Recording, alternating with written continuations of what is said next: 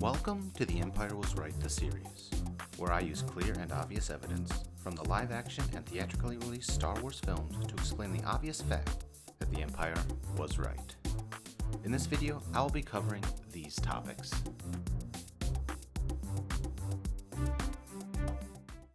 In this first episode, I'm going to crank things up to 11 and start things off by talking about some of the most controversial and false claims made against the Empire and Sith. And as such, the first topic of discussion is Order 66 and the incident involving the Younglings. As is a common theme in the Star Wars film saga, this all could have been avoided if the Jedi didn't overstep their bounds.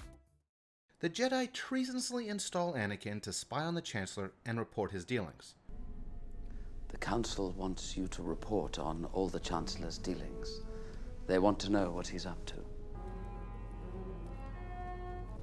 They want me to spy on the Chancellor? That's treason. We are at war, Anakin. With all of this off the record. This assignment is not to be on record. This all stems from the Jedi not trusting Palpatine to give up his emergency powers. Granted, the Separatist revolt, which will be covered in a future episode, is still going on at the time. If he does not give up his emergency powers after the destruction of Grievous, then he should be removed from office. Why would the Jedi worry about him not giving up his powers when the time has not yet come? Unless, of course, they happen to be power-hungry themselves.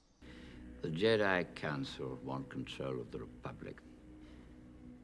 They're planning to betray me. It isn't as if the Jedi even hide their intentions. Mace Windu is informed that the democratically elected Palpatine is a Sith. I think Chancellor Palpatine is a Sith Lord. A Sith Lord? And on his own, decides to arrest Palpatine. And keep in mind, Palpatine has broken no laws and has done nothing illegal. But nonetheless, a cadre of Jedi led by Mace Windu arrest him because through their own closed-minded prejudice and religious intolerance do not like his faith and without evidence consider him a traitor. In the name of the Galactic Senate of the Republic, you're under arrest, Chancellor. And because of this, Palpatine, as within his right, defends himself. It's treason, then. But it is not enough to subdue the fiery rage of Mace Windu, who has decided to be judge, jury, and executioner. Quick sidebar, Palpatine at the time is the leader of the Republic. How can someone who is in control and given unilateral emergency powers be considered a traitor? If he was power-hungry, he would literally be weakening himself. But back to the violent bloodlust of Mace Windu. He disarms Palpatine, and Palpatine has to summon all of his strength to stay alive through self-defense. I can't hold it any longer.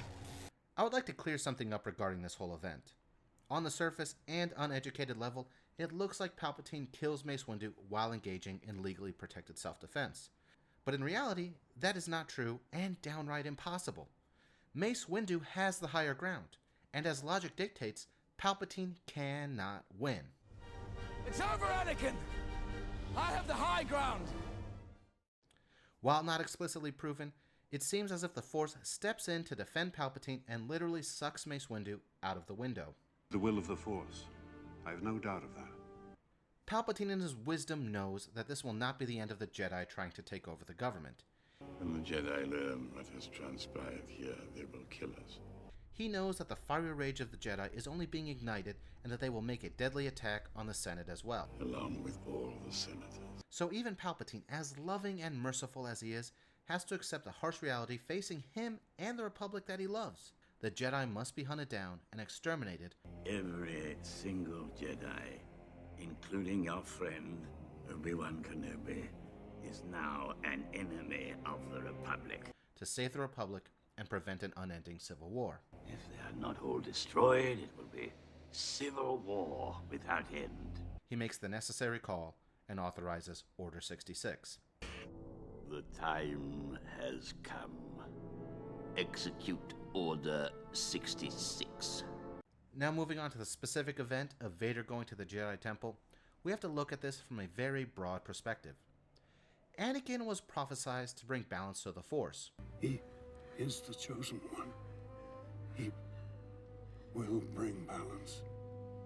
So while the killing of kids is never good, even if they are the Jedi version of the Hitler Youth, it just isn't something that sits well with most people. But at the same time, there is a paradoxical counterargument that is extremely valid in this case. Whether you want to call it destiny, God, the Force, universal balance, or whatever, Anakin did what he was supposed to do. Bring balance to the Force! His balancing of the Force was preordained well before he was born. You refer to the prophecy of the one who will bring balance to the Force. While it can be argued that the Younglings were young enough to be inherently innocent, Anakin was created to engage in the task of bringing balance to the Force, regardless of how outside morals look at the matter. That you killed Younglings. This is almost completely parallel to the story of Adam and Eve eating from the tree in the Garden of Eden, and God then punishing them and their descendants. Regardless of free will, God is all-knowing. He knew they would eat from the tree, which creates the paradox. How can the troubles of humanity and being cast out of Eden be blamed on Adam and Eve when God created them and knew they would eat from the tree? The same goes for Anakin. How can he be considered evil when he did exactly what he was destined to do? He brought balance to the Force. And yes, there truly was balance. After the completion of Order 66, including Vader's time at the Jedi Temple, there was balance. 2 of the morally bankrupt Jedi, Obi-Wan and Yoda, and 2 of the morally righteous Sith, Palpatine and Vader. Now to shift gears away from how Anakin had no choice and was preordained by the Force to engage in some unspeakable violence, let's talk about the Forest Moon of Endor and how the events that transpired on it are some of the clearest examples of how violent and reprehensible the rebels are, and see how Anakin's kids engaged in their own unspeakable violence. But unlike their father, Luke, Leia, and their friends made a conscious choice to shed blood and feed their insatiable hunger for violence. This cavalcade of unnecessary violence begins when Han Solo goes to attack an unarmed stormtrooper. He is so filled with violent rage that he doesn't pay the simplest attention to his surroundings and is discovered by the stormtrooper. The merciful stormtrooper realizes that he overreacted by hitting Han Solo and tells his counterpart to go get help. Go for help, go! The sadistic Chewbacca shoots at the very same stormtrooper that is rushing to get medical assistance for his friend Han Solo. Now Luke and Leia observe 2 other stormtroopers that leave to get help. Over there! 2 more of them! And they chase them. Luke and Leia chase after these self-sacrificing warriors. Luke then proceeds to slaughter one of them. 2 other stormtroopers join the chase, and to ease hostilities, they fire non-lethal shots that cause no damage. Luke drops back and fires a fatal shot that kills one of them.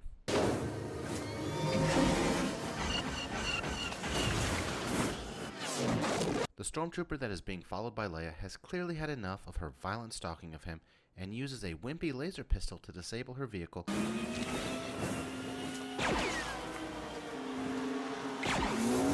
and allow her to jump into some soft brush. This stormtrooper is so concerned to make sure that she is safely on the ground, he becomes distracted and fatally crashes. Rest in peace, sweet prince. May the Force be with you always. Now Luke, not one to let an innocent person live in peace, continues to antagonize the one remaining stormtrooper. Side note, this is the same Luke Skywalker that instigated hostilities against Vader on Bespin. Now back to Endor. Luke jumps off his speeder bike and immediately draws his lightsaber, once again being the one to instigate violence. This stormtrooper, the last surviving member of his unit, is left with no choice but to engage in suppressive fire as he passes Luke. Luke, as Luke does, makes a fatal blow against him.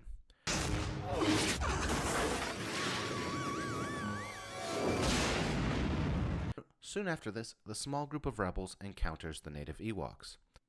The Ewoks, even though a lesser evolved species, instinctually know that the rebels are evil and restrain them. But back to the point. Sadly for the state of the galaxy, C-3PO, the great deceiver, tricks these beasts and convinces them not to eat the captured rebels.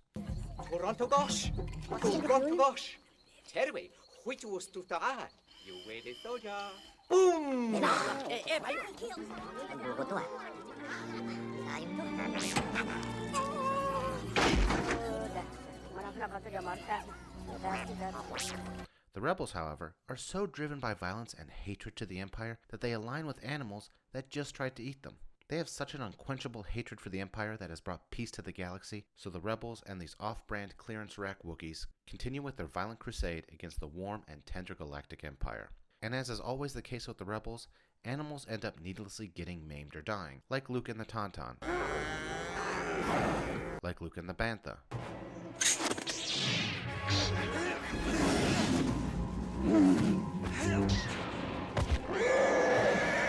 like Luke and the Rancor,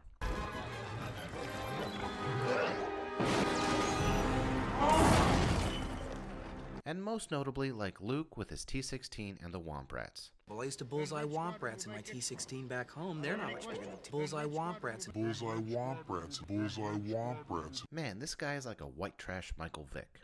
But back to Endor. In the battle initiated by the Rebels, Ewoks end up getting killed and maimed as the Imperial forces are forced to defend themselves from the attacking Rebels. During this battle, there's a clear distinction shown in the firepower used by the different sides. Like when Leia using a blaster pistol is seen fatally shooting an Imperial officer. And we soon see piles of bodies of brave Imperial stormtroopers that were killed by the Rebels, while on the other end of the spectrum, the life-loving Imperials are clearly shown not firing directly at Ewoks, even while being indiscriminately attacked by these murderous beasts. But it is in the final moments of this battle where we see how these forces view life differently. R2-D2 is shot by a stormtrooper, but still remains fully functional. This is immediately juxtaposed with Han fatally shooting back at that stormtrooper. Leia is soon shot, but because the Imperial troops avoid putting their blasters at fatal levels, she only gets a minor flesh wound. In fact, the levels are so non-fatal that she clearly orgasms. And guess what the stormtroopers that surround them do? Oh dear. Don't move. They attempt to peacefully apprehend these militaristic exterminators. But Leia kills them, because you know, she's Leia. Hands up. Stand up. Thank you for watching this video. If there are any aspects of the Star Wars film saga where you are confused about the benevolent nature of the Empire, the Sith, or the First Order, feel free to drop a comment and I'll try to clarify it for you in a future video.